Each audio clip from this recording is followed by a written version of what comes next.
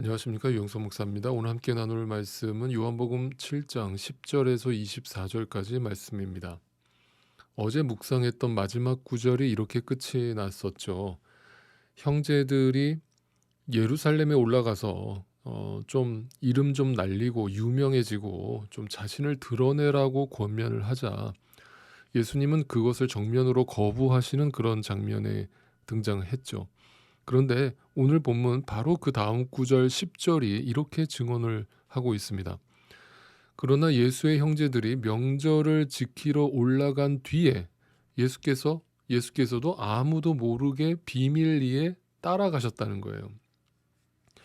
자, 뭐죠? 좀 이상하지 않습니까? 분명히 예수님은 아주 단호하게 거절하시는 것처럼 앞에서 말씀을 하셨는데 이 세상의 방식을 따르지 않겠다라는 의미에서 그렇게 말씀을 하셨는데 왜 갑자기 금방 그 뜻을 철회하는 듯한 행동을 하시면서 이렇게 형제들을 곧바로 뒤따라가는 모습을 보여주십니까? 예수님의 마음이 변덕스럽게 변한 것입니까? 그렇지가 않습니다. 이것은 앞에서 우리가 봤던 가나의 혼인잔치에서 묵상했던 거와 마찬가지로 예수님께서는 가나의 혼인잔치에서 그 어머니가 이 사람들을 위해서 포도주 좀 만들어 줘라라고 부탁했을 때 그 부탁을 거절하셨죠. 그런데 하나님 아버지의 뜻을 보여주는 그 구원의 의미를 담아내는 물로 포도주를 만드는 표적은 보여주셨단 말이에요. 이게 무슨 말인가 하면 주님은 자신을 드러내려고 자신을 과장하거나 자신이 유명해지는 것에는 전혀 관심이 없지만 그래서 동생들의 요청을 거절했지만 유대인들이 지켜야 했던 절기를 지키기 위해서, 왜냐하면 그것도 하나님의 말씀이니까 유대인들에게 또 복음을 전하기 위해서는 다시 세상 한복판 속으로 들어가시는 모습을 보여주고 있는 거예요. 바로 이 모습입니다. 이것이 우리에게 필요한 모습이죠. 이것이 교회의 모습인 거예요. 세상과 구별된다는 건 세상에서 벗어나서 저기 산속에 수도원 짓고 살아간다는 말이 아니죠. 구별된 가치관을 가지고 이 세상 속에 들어가서 그 속에서 주님의 증인으로 살아가는 것이 교회이고 그것이 성도의 모습인 거예요. 그래서 성도는, 교회는 자기를 증명하고 자기를 자랑하고 자기 영광을 위해서 살아가는 사람들이 아니라 오직 하나님 나라의 완성과 그 하나님의 영광을 위해서 살아가는 존재들임을 우리는 잊어서는 안 되는 것입니다. 자, 이처럼 세상과 구별된 사람들의 모습이 오늘 본문 속에서 어떻게 또 드러나고 있는가를 이제부터 살펴보겠습니다. 예수님은 명절에 예루살렘에 올라가서 사람들을 가르치기 시작하셨습니다. 자, 명절이 중간에 접어들었을 즈음에 예수께서 성전에서 가르치셨어요. 자, 그러자 사람들이 그 가르침을 듣고 깜짝 놀랍니다. 자, 깜짝 놀랐다라는 것은 그들은 율법이라고 하는 것을, 하나님의 말씀을 표면적으로 이해하고 읽고 있었는데 그 율법 속에 담겨 있는 하나님의 뜻을 예수님이 풀어주니까 깜짝 놀란 거예요. 그러니까 여태껏 이런 말씀을 처음 들어보는 거예요. 이렇게 말씀을 풀어주는 사람을 처음 만난 거예요. 그래서 깜짝 놀랐습니다. 그래서 이렇게 질문을 하죠. 15절입니다. 유대 사람들이 놀라서 말하였다. 이 사람은 배우지도 않았는데 어떻게 저런 학식을 갖추었을까? 네, 그들의 시선은 역시 조금도 변하지 않았습니다. 예수님이 전하고 계시는 그 복음의 진수, 하나님 말씀의 본질에 대해서는 전혀 귀담아 듣지 않고 그저 그 예수님의 겉모습, 저 사람 보니까 갈릴리 출신 목수의 아들인데 어떻게 저런 사람이 저런 주제에 어떻게 이렇게 깊은 말씀을 전할 수 있느냐라면서 예수님의 겉모습만 보고 평가를 하고 있죠. 그러니까 어떻게 보면 이 질문은 일종의 비아냥거림이죠. 겉으로 보기에는 별 볼 일 없는 사람으로 보이는데 무슨 하늘의 빵이니 하나님 나라니 이러고 앉아 있으니까 그 말도 좀 못 믿었고 자기들도 좀 자존심이 상한다 이거예요. 내가 나름대로 서울대 출신이고 이 세상에서 학식과 권위를 자랑하는 위치에 있는 그런 사람인데 어디서 굴러먹다 온 그지 같은 자가 지금 주제넘게 감히 우리를 가르친다라고 저러고 있어 라면서 비아냥거리고 있는 거예요. 딱 그 수준에서 이 말을 하고 있는 겁니다. 여러분, 그래서 불신자라고 하는 것은 다른 게 아니에요. 겉모습만 보는 거거든요. 눈에 보이는 것만 보고 평가하는 거거든요. 그게 불신이에요.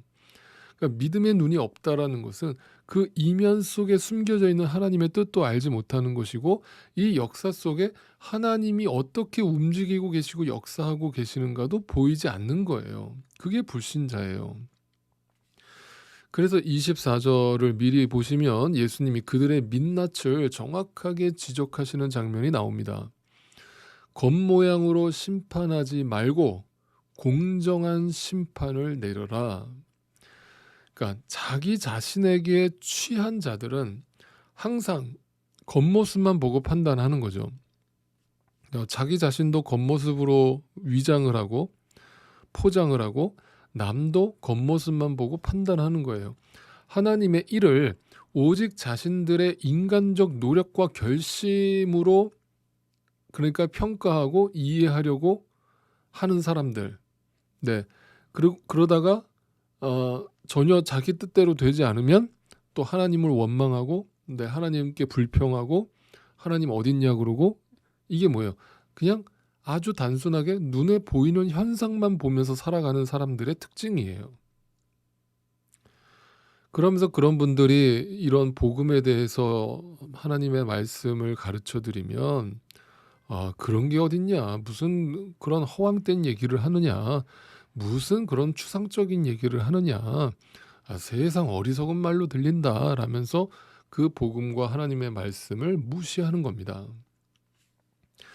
그래서 예수님은 오늘 본문 속에서 자기 자신에게 취해서 살아가는 사람들과 하나님이 주신 그 믿음 안에서 하나님의 영광을 위해서 살아가는 성도들을 구별해서 보여주시는 거예요. 17절입니다. 하나님의 뜻을 따르려는 사람, 네, 믿는 자죠.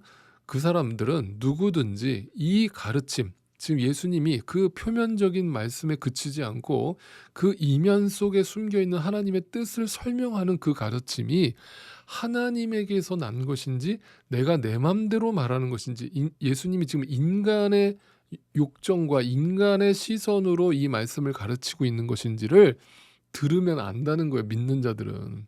네. 그러니까 구별이라고 하는 것이, 분별이라고 하는 것이 여러분 어려운 게 아니에요, 믿는 자들에게는.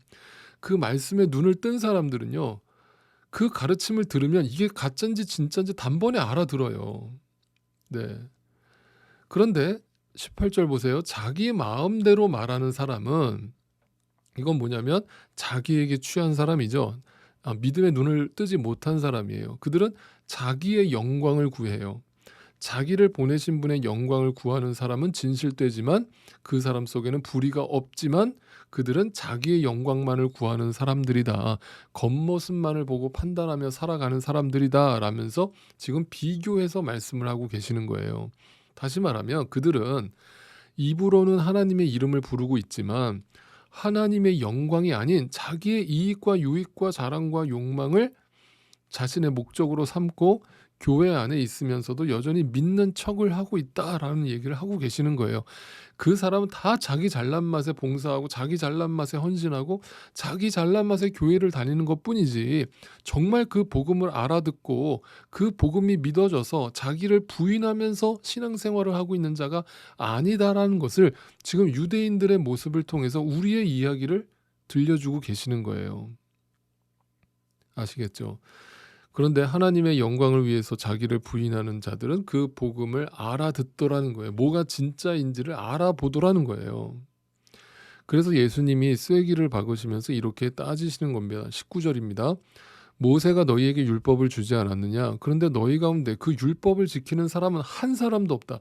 어찌하여 너희가 나를 죽이려고 하느냐? 그러니까 이게 무슨 말인가 하면, 하나님께서 처음에 하나님의 뜻을 모세를 통해서 율법이라고 하는 밥그릇에다가 하나님의 뜻을 밥으로 담아서 우리에게 보내셨다는 거예요. 그런데 이 어리석은 죄된 인간들은 그 율법이라는 그릇에 담겨있는 하나님의 뜻은 보지 못하고 그 밥그릇만 열심히 쳐다보면서 열심히 닦고 있더라는 거예요. 그러니까 이렇게 풀어드리죠. 하나님의 뜻을 행하는 자들이란 율법을 통해서 자신의 무지함과 무능력함을 깨닫고 자신의 영광의 자리, 자신의 우상된 자리에서 내려와서 하나님의 영광과 하나님이 가라 하시고 품으라 하시는 그 이웃의 유익을 위해서 살아가는 자들을 말하는 거예요. 아시겠습니까? 예수님은 지금 자신을 죽이려는 자들에게 강력하게 저항하시면서 지금 그들의 민낯을 고발하시면서 복음을 알아듣고 그 복음의 가치관을 가지고 살아가는 자들과 구별해 내고 계시는 거예요. 이게 심판입니다. 여러분, 심판이라는 게 다른 게 아닙니다. 예수님을 말씀을 알아듣고 그 말씀 속에 거하는 자들과 그냥 겉모습만 바라보고 그 자신의 인간의 영광과 인간의 행위만을 자랑하고 있는 자들을 구별해 내시는 거거든요. 이게 심판이에요. 마지막 날에도 이와 똑같은 일이 벌어지는 거예요. 네. 그래서 24절 다시 보세요. 겉모양으로 심판하지 않는 거예요, 하나님은. 네. 공정한 심판이라는 건 우리의 속을 보시고 심판하신다는 거예요. 우리 안에 예수가 있는지를 보신다는 거예요. 여러분, 이 말씀을 이 아침에 곰곰이 묵상해 보세요. 하나님께서는 우리의 겉모습에 속지 않으시거든요. 결국 우리 안에 속사람을 보시는 거거든요. 그 속사람이 부유한 자와 겉으로 부유한 자를 구별해 내신다는 거예요. 그래서 결국 내 안에 내 영광이 아니라 내 자아가 아니라 결국 예수 그리스도에게 굴복한 그 믿음이 내 안에 있느냐, 내 안에 예수가 있느냐, 그로 인해서 자기 부인이 이루어졌느냐, 네, 그걸 보신다는 거거든요. 그래서 우리 안에 그 예수가 발견되는 것이 우리가 알곡으로 주님 앞에 증명되는 것이고, 쭉정이로 드러난다는 것은 결국 그 겉모양으로만 하나님을 따르고 결국 나의 영광을 위해서 살아간 인생이 쭉정이가 되고 만다는 거예요. 그것이 심판인 것입니다. 오늘도 이 말씀이 들리는 자가 있을 거예요. 이 말씀이 전혀 들리지 않는 자도 있을 거고요. 네, 들을 귀 있는 자는 듣게 될 겁니다. 십자가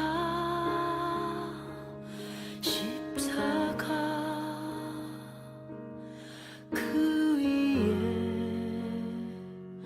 나 죽었네. 그 사랑 내